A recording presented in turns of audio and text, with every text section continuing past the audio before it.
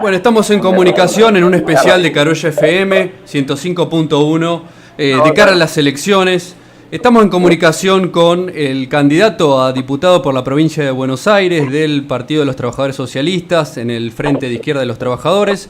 Él es Cristian Castillo. ¿Me escuchás, Cristian? Sí, ¿qué tal? ¿Cómo están? Muchas gracias por la comunicación, Cristian. Bueno, queríamos comenzar la charla, que nos pintes un poco el panorama. Sabemos que estás en Mar del Plata, muy activo. Te agradecemos mucho la charla. Digamos, de cara al contexto político actual y un poco cuáles son las propuestas del Frente de Izquierda de los Trabajadores.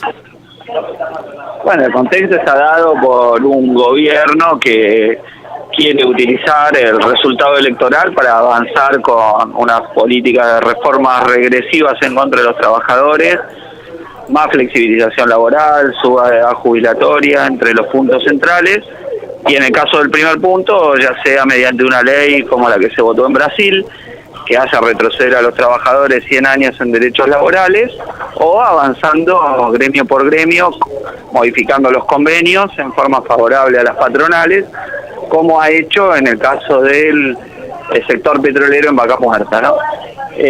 Metiendo el cuento de que si a los empresarios les va mejor, a todos nos va a ir mejor, y diciendo a los trabajadores que tienen que perder conquistas para mejorar la rentabilidad empresaria, lo cual ya nos lo vendieron en los 90 y bueno, el destino fue nefasto, ¿no? Y a la vez que esto, continuar un ciclo de endeudamiento externo que ya ha aumentado en 100.000 millones de dólares la deuda externa de Gesta Macri, mientras se mantiene una fuga de capitales en alrededor de 2.000 millones de dólares por mes, lo cual es una suerte de barril sin fondo, donde toda la riqueza social que genera la clase trabajadora se va por una suerte de agujero, donde los ricos y los sectores más acomodados llevan el capital al exterior para depositarlo en paraísos fiscales, especulación inmobiliaria, especulación financiera, después también de hacer sus apuestas en la timba financiera local, que es el negocio más rentable hoy de la Argentina. Claro, como usted decía, ha habido un endeudamiento récord, ¿no? En el año 2016, según cuenta Basualdo, uno de los investigadores más destacados de este país, hubo 46.000 millones de dólares de toma de deuda, que es un récord histórico para la Argentina. Y si sumamos lo que va este año, se acerca peligrosamente a los 100.000 millones de dólares. O sea, es el país de los llamados emergentes que más deuda ha contraído, y eso se vuelve peligroso, sobre todo si hay algún tipo de evaluación del peso, ¿no? Además de que la función que cumple la deuda no es solo compensar el déficit fiscal, sino sobre todo financiar la fuga de capitales que mencionábamos previamente, partiendo de que ya hay 400.000 millones de dólares de argentinos en el exterior, de los cuales 120.000 millones han sido reconocidos en el escandaloso blanqueo de capitales, que ha significado darle una amnistía al delito económico de los más ricos de este país, que no pagaron impuestos, y a cambio de decir que cercenaron recursos que tenían que ir a salud, a educación, a obra pública, vivienda popular, y por el contrario lo sacaron al exterior. Bueno, en vez de sancionarlos por esto, lo que hizo el gobierno fue darles un premio, porque encima cuando lo reconocen no pagan el impuesto a los bienes personales. Y entre los beneficiados está el hermano del presidente y familiares directos de otros miembros del gobierno. Bueno, esto que sería un escándalo en cualquier país debido a la protección con que cuenta Macri de la gran prensa, trata de pasar desapercibido como un problema menor, o se transforma en un problema que se haya filtrado los nombres de quienes blanquearon y no el hecho de que blanquearon los amigos del presidente. Y hablando de amigos del presidente, Cristian, bueno, vio esta afinidad que hay con la CGT, que es una central que no, o por lo menos con algunos dirigentes de la CGT, que es una central que, digamos, no termina de posicionarse como históricamente quizá ha pasado en los últimos años del lado de la clase trabajadora. ¿Cuál es su planteo, o desde el FIT, en relación a esta traición que se podría llamar de parte de la burocracia sindical? Bueno, mira, justamente estoy en Mar del Plata, donde está el coloquio de ideas, es decir, donde se reúnen los empresarios que dominan la economía del país, sí, donde lo ha hecho la apertura María Eugenia Vidal y lo va a cerrar Mauricio Macri, y tiene como dato la participación de muchos dirigentes sindicales desde Juan Carlos Smith, uno de los triunviros de la CGT, pasando por Andrés Rodríguez de UPCN, Julio Piumato y tantos otros dirigentes, y Antonio Caló de la UOM, ¿no? Dirigentes burocráticos que, bueno, van al cónclave de los grandes empresarios de algún modo a mostrar su voluntad de que ellos van a acompañar la flexibilización laboral. Ya tenemos el ejemplo de los 90, ahí los dirigentes preservaron sus sillones y privilegios a cambio de dejar un tendal de desocupados y un salto en los niveles de precarización y flexibilización laboral. Y esa es la disposición que están mostrando con su presencia en el cónclave empresario de IDEA, ¿no? Porque si Macri ha podido avanzar en estos 20 meses ha sido en gran medida gracias a la conducción burocrática de la CGT y de los diversos sindicatos, y también por la oposición que le ha votado las leyes en el Congreso. Macri tiene minoría en el Parlamento Nacional, la tiene en la Cámara de Diputados, la tiene en el Senado, donde el bloque único del PJ y el Frente para la Victoria tiene los 2/3 en el Senado, y sin embargo ha logrado la aprobación del pago a los fondos buitres, la autorización para el endeudamiento externo, la ley de ART, el blanqueo de capitales, o la aprobación de los jueces del 2x1 a los genocidios. Y esto hay que tenerlo muy en cuenta a la hora de votar, porque hoy contra el ajuste son muchos los que hablan, pero ya antes aún de la elección están preparándose a negociar la aplicación de las leyes antiobreras de Macri, mientras que el Frente de Izquierda se ha caracterizado por una oposición absolutamente consecuente contra el gobierno y no le hemos votado ninguna de sus leyes de ajuste, cosa que no pueden decir las otras fuerzas políticas que van a competir en las elecciones del 22 de octubre. Cristian, Marcos Orbes le saluda. ¿Cómo le va? ¿Qué tal? ¿Cómo están? Cristian, si el sindicalismo acuerda con Macri y acuerda con las grandes empresas, ¿quiénes entonces van a defender a los trabajadores? Bueno, en primer lugar los trabajadores se van a defender ellos mismos, ¿no? Porque hay una gran inquietud en las fábricas sobre lo que se viene. A uno le preguntan todos los días, bueno, se viene la reforma laboral. No porque los trabajadores quieran aplicar la reforma laboral, sino porque están viendo cómo resistir y enfrentarla. Y uno puede prever que efectivamente va a haber una lucha muy importante para defender todas las conquistas. Que fíjense ustedes qué cinismo el lenguaje que utilizan el gobierno y los empresarios, que a las conquistas obreras les llaman privilegios, mientras que ellos, que son los grandes privilegiados de la sociedad, no tienen que rendir cuentas a nadie, ¿no? Entonces, yo creo que va a haber una conflictividad social muy importante, y bueno, y desde la izquierda vamos a estar obviamente acompañando la lucha de los trabajadores, que ya han tenido muchas ocasiones de mostrar que no le van a dejar a Macri salirse fácilmente con la suya. Bien, Cristian, una de las preguntas, porque bueno, se habló mucho con el tema del voto que permitió a Debido seguir manteniendo su banca, y uno de los votos por la cual el oficialismo salió luego a criticar, y quizás también desde el punto de vista de la ciudadanía lo miró con otros ojos, digamos, al partido. ¿Por qué en ese momento la izquierda votó en favor de mantener a Debido en su lugar, siendo que, según lo que se dicen por los medios, porque acá en Córdoba conocemos por lo que nos llegan a través de los medios, es el corrupto más grande de la República Argentina?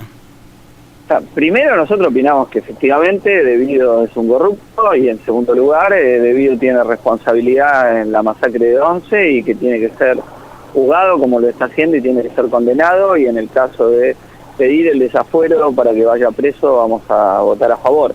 Lo que nos negamos es a votar su expulsión por inhabilidad moral por dos cuestiones. Primero, porque el gobierno se quería pintar una pátina de limpios cuando los macristas estuvieron entongados en los negocios con Debido.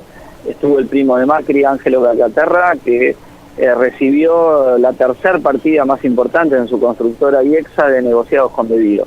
Y también lo estuvo Nicolás Caputo, íntimo amigo del presidente, que hoy sigue recibiendo licitaciones, a pesar, digo, de que tiene esa relación íntima con el presidente de la Nación. O sea que el esquema de que la obra pública se le dan a amigos y familiares, que estaba presente en el kirchnerismo, se sigue dando hoy.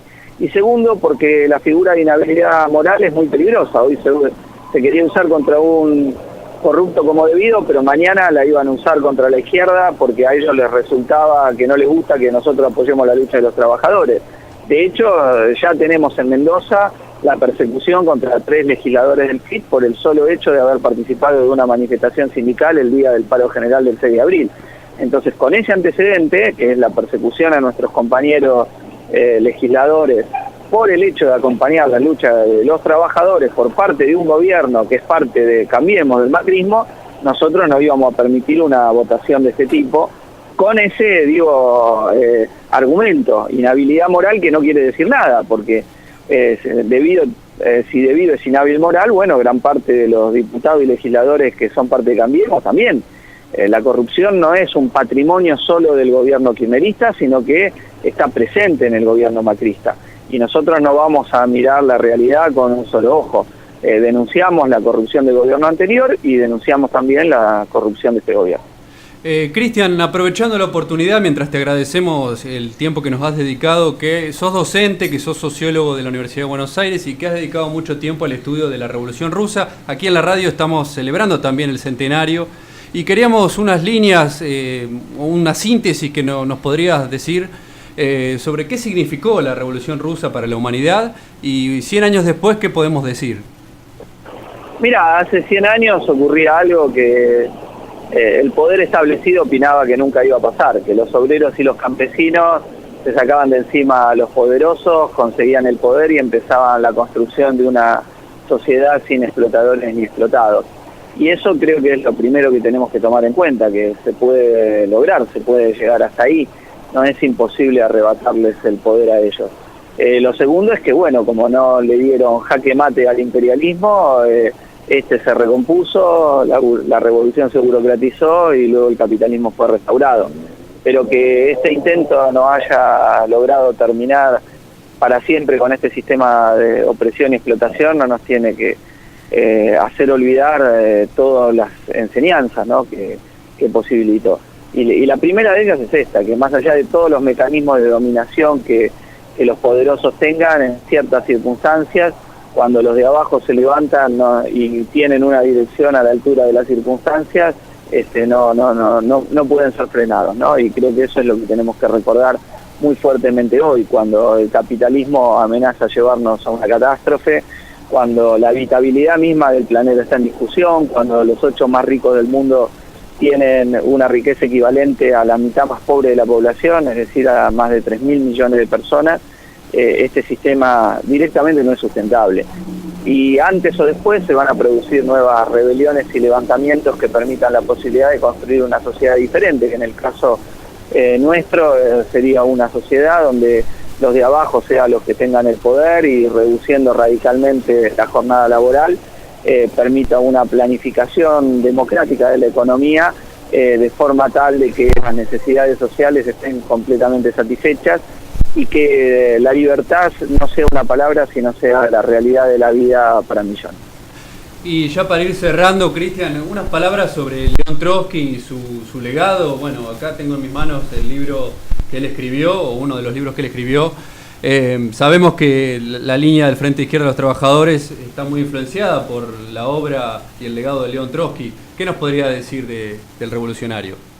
Bueno, Trotsky fue quien no solo fue uno de los 2 más importantes dirigentes de la Revolución de Octubre allá en 1917, sino que cuando comenzó ese proceso de burocratización fue quien lo enfrentó, ¿no? Y quien por producto de ese enfrentamiento padeció exilio y luego fue asesinado, y entonces mantuvo vivas las banderas de la revolución contra su perversión por parte de Stalin y la burocracia.